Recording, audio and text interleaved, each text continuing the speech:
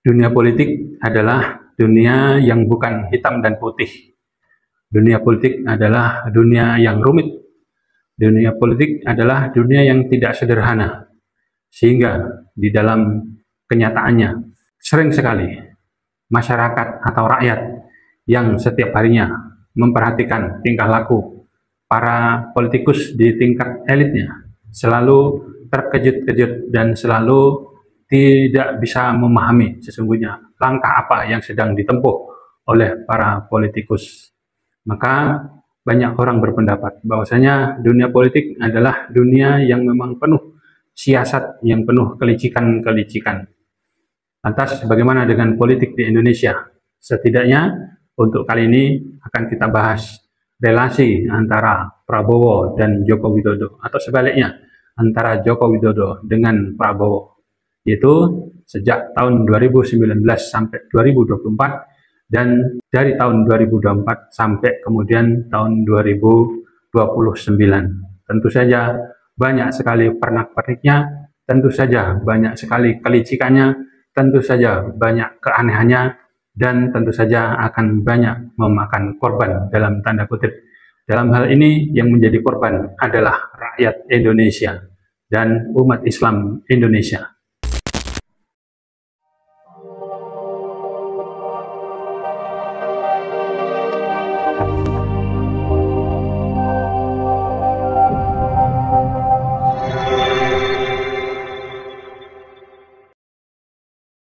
Bismillahirrahmanirrahim. Assalamualaikum warahmatullahi wabarakatuh. Ikhwan filah berkemajuan. Alhamdulillah pada kesempatan kali ini kita bisa berjumpa kembali. Dan insya Allah pada kesempatan kali ini Mimbar Persyarikatan akan membahas tentang relasi politik antara Prabowo Subianto dan Joko Widodo, setidaknya sejak tahun 2019 sampai 2024 dan dari tahun 2024 sampai kemudian kemungkinannya adalah tahun 2025. Apa saja itu? Marilah untuk kita bahas bersama-sama. Yang kemudian adalah kita nanti akan membahasnya dalam bingkai nilai-nilai keislaman. Kita ketahui bersama bahwasanya Prabowo adalah gambaran politisi yang relatif komplit dibandingkan dengan para politisi-politisi yang lain. Kita ketahui bahwasanya Prabowo adalah elitis, di mana dia sejak kecil adalah orang yang terlahir dari bapak dan ibu atau orang tua yang elitis. Bapaknya seorang intelektual dan ibunya juga merupakan keturunan orang berpunya. Kita ketahui bahwasanya bapaknya adalah di dalam dunia politik pendiri Partai Sosialis Indonesia dan bapaknya adalah seorang akademisi. Kemudian kita juga mengenal bahwasanya Prabowo adalah seorang militer di tingkat perwira sampai kemudian juga berhasil meraih karir di bidang militer hingga ke jenderal, yaitu bintang 2. Sebelum kemudian ia dicopot pada masa akhir Orde Baru. Prabowo juga ternyata seorang pengusaha yang sukses, pengusaha yang punya skala internasional, dan perusahaannya ada berpusat di luar negeri atau di Timur Tengah. Prabowo orang yang punya wawasan luas, di mana ketika dia sebagai atau berkarir di dunia militer, dia adalah perwira yang cemerlang, perwira yang punya masa depan gemilang, dimungkinkan bisa mencapai sampai jenderal penuh. Itu karena oleh keluasan wawasannya, bukunya banyak, bacaannya banyak, dan punya perpustakaan pribadi yang terbilang komplit. Maka Prabowo meskipun seorang politisi, tapi juga dikenal sebagai seorang yang intelek. Di masa Orde Baru, Prabowo sudah meraih bintang di karir militernya dan kemudian berpolitik, mengikuti jejak orang tuanya dan mengikuti jejak mertuanya, yaitu Presiden Soeharto kala itu. Kemudian setelah Orde Baru tumbang berganti dengan Orde Reformasi, Prabowo mendirikan partai atau kemudian memiliki Partai Gerindra yang berlambang kepala Garuda. Di dalam dunia politik, dalam kontestasi calon presiden, Prabowo kebetulan punya pengalaman banyak tentang kekalahan. Dan berdasarkan dari pengalaman tersebut, Prabowo terus tanpa putus asa selalu mengikuti kontestasi calon presiden. Sehingga kemudian pada tahun 2019, Prabowo menitinya dengan cara yang tidak biasa, yaitu masuk ke kabinet, dan tahun 2024 Prabowo berhasil menang menjadi presiden terpilih. Itu adalah tidak lepas dari sikap pragmatismenya Prabowo yang menggait atau menggandeng Gibran, anak Presiden Joko Widodo, sebagai wakil presidennya. Maka de facto Prabowo berpasangan dengan Gibran terpilih sebagai presiden dan wakil presiden untuk tahun 2024 sampai tahun 2029. Dan Prabowo adalah orang yang dikenal oleh bangsa Indonesia sebagai tokoh yang kontroversial.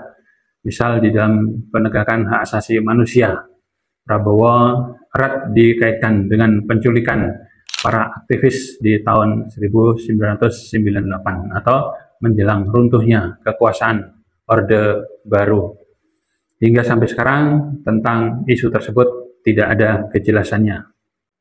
Untuk yang terakhir ini, Prabowo berkuasa di tengah krisis politik yang melandanya, yaitu krisis politik yang disebabkan oleh akibat dari pemerintahan Joko Widodo yang memerintah secara ugal-ugalan selama 2 periode atau selama 10 tahun. Akibatnya adalah kemudian Prabowo Subianto pemerintahnya menanggung beban politik dari ugal-ugalannya Joko Widodo pada 2 periode sebelumnya. Saat Joko Widodo memegang pemerintahan, sudah banyak yang menyatakan sesungguhnya Indonesia tidak baik-baik saja. Dan tentunya pada periode pemerintahan Prabowo Subianto sekarang ini, jelas Indonesia semakin tidak baik-baik saja. Meskipun para buzzer, para pendukung Joko Widodo dan pendukung Prabowo Subianto mengatakan Indonesia baik-baik saja. Meskipun untuk istilah sekarang adalah Indonesia gelap. Tapi mereka selalu menyatakan yang gelap adalah kau. Indonesia terang-terang saja. Oke, itu masalah pertarungan di dunia politik di permukaannya. Yang jelas, secara faktual banyak sekali pengangguran, banyak sekali PHK, banyak sekali rakyat yang tidak punya daya beli, banyak sekali rakyat yang semakin sulit mencari pekerjaan dan lain sebagainya dan lain sebagainya. Kemudian untuk hal yang terkait tokoh Prabowo ini atau figur Prabowo ini, kita kenal dengan yang namanya pragmatisme, yaitu Prabowo setelah beberapa kali maju menjadi calon presiden selalu gagal, kini dia mulai bersikap pragmatis. Pragmatis yang pertama tadi sudah disebutkan bahwasanya Prabowo mau menerima tawaran Joko Widodo sebagai Menteri Pertahanan dan banyak sekali cibiran untuk Prabowo.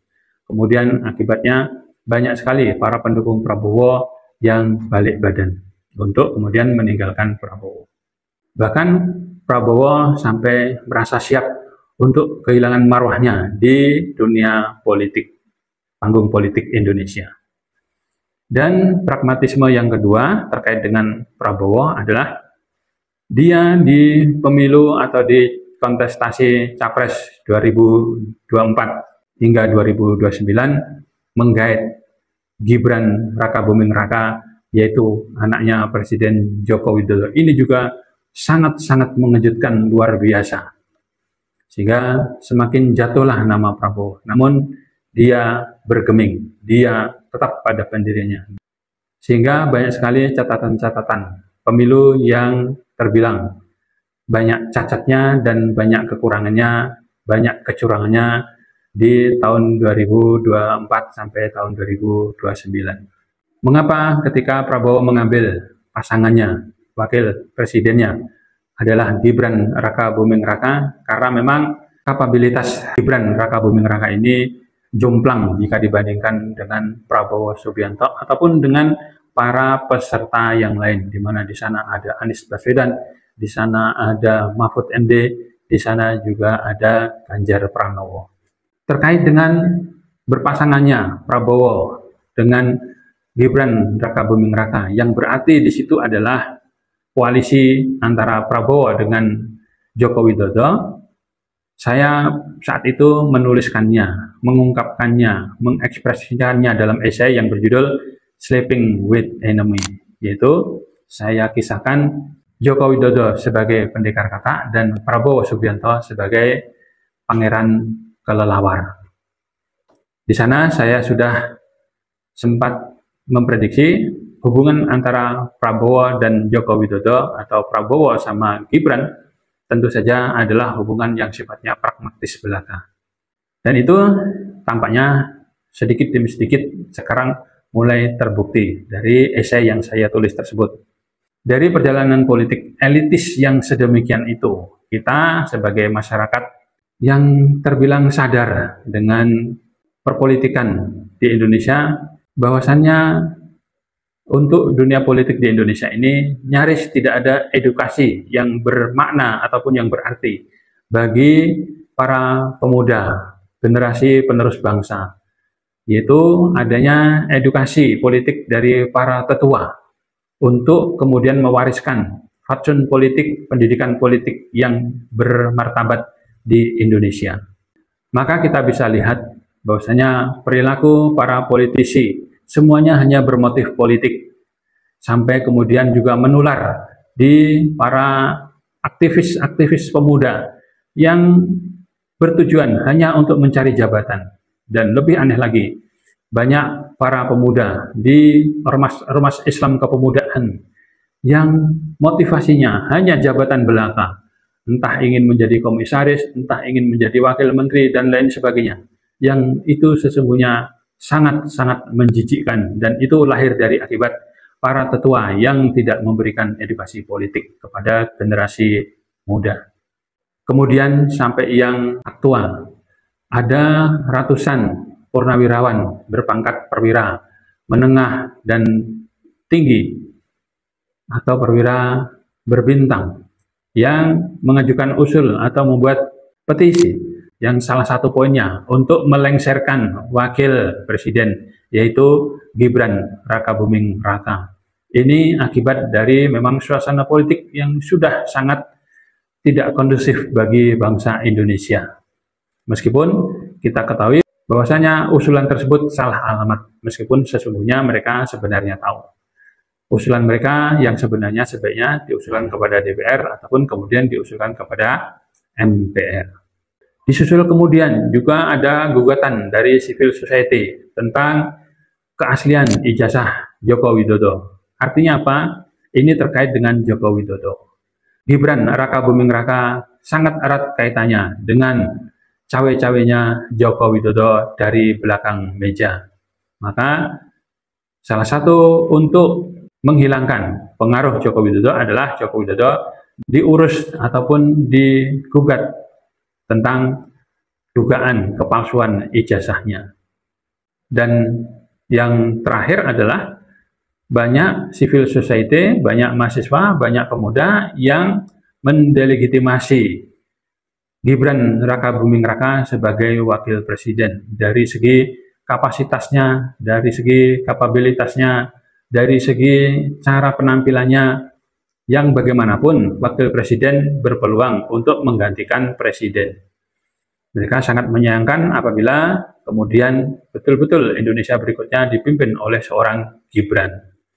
Karena mereka semua berpendapat bahwasanya Gibran Rakabuming Raka adalah anak haram konstitusi, yaitu akibat peran dari pamannya di MK yang menghasilkan putusan MK nomor 90 tahun 2023. Dari kesemuanya itu, sesungguhnya diam-diam masyarakat Indonesia, rakyat Indonesia, umat Islam Indonesia merasakan bahwasanya ternyata perilaku para politisi elit di Indonesia tidak berbeda dari tahun ke tahun, dari periode ke periode, dari dulu sampai detik ini, yaitu mereka berpolitik non nilai atau mereka berpolitik tanpa nilai, atau mereka berpolitik absurd. Mereka hanya membaca arah angin dan mereka hanya bermain sandera-sanderaan, sehingga mereka sama sekali tidak memikirkan rakyat. Mereka sama sekali tidak memikirkan kepentingan rakyat banyak, rakyat Indonesia. Pertanyaannya adalah kemudian, apakah bangsa ini atau bangsa Indonesia ini hanya akan menjadi bangsa keledai, di mana bangsa keledai tidak tahu antara apa yang sudah dilakukannya kemarin, apa yang sudah dilakukannya sekarang, dan apa yang sudah dilakukannya untuk masa depan. Mereka tidak peduli, bahkan mereka bisa saja berlaku untuk masa sekarang lebih buruk daripada masa kemarin, dan kedepannya mereka sudah tidak akan peduli dengan apa-apa. Yang penting mereka punya niat untuk mencari keuntungan pribadi. Ini nanti hanya akan sama dengan apa yang disitir di dalam Al-Quran, Quran Surat Al-Ankabut ayat 64, di mana di sana dinyatakan wa ma hadhil hayatud dunya illa lahu wa la'ib, yang artinya adalah tidaklah kehidupan dunia ini hanyalah senda gurau dan permainan belaka, dan sesungguhnya adalah kehidupan yang sejati itu adalah kehidupan di akhirat. Di sana disebutkan wa inad darul akhirata lahyal hayawanu laukanu ya'lamun. Semoga peringatan dari Quran Surat Al-Ankabut ayat 64 ini betul-betul menjadi peringatan yang paling utama untuk kehidupan politik di negara kita. Khususnya yang kita ini, umat Islam, adalah mayoritas. Jangan sampai kita yang jelas mayoritas, kita yang disebut sebagai bangsa religius, tapi tidak mengenal peringatan dari Al-Quran ini, dari Quran Surat Al-Ankabut ayat 64 ini. Maka akan sangat disayangkan. Untuk itu, sekali lagi, Mimbar Persyarikatan berpesan, wahai umat Islam Indonesia, bangkitlah, sadarlah, dan jangan sampai kemudian kita menjadi bodoh, jangan sampai kemudian kita menjadi bangsa keledai, bodoh dari tahun ke tahun, tidak ada perkembangan sama sekali. Bahkan kita menjadi bangsa yang sekuler, padahal kita ini adalah bangsa yang religius. Ini mudah-mudahan menjadi pesan paling terpenting bagi umat Islam Indonesia ataupun bagi rakyat Indonesia yang memang menginginkan kebaikan di dunia politik dalam bernegara.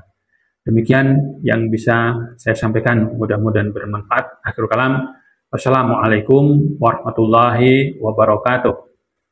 Salam berkemajuan, mencerdaskan, mencerahkan.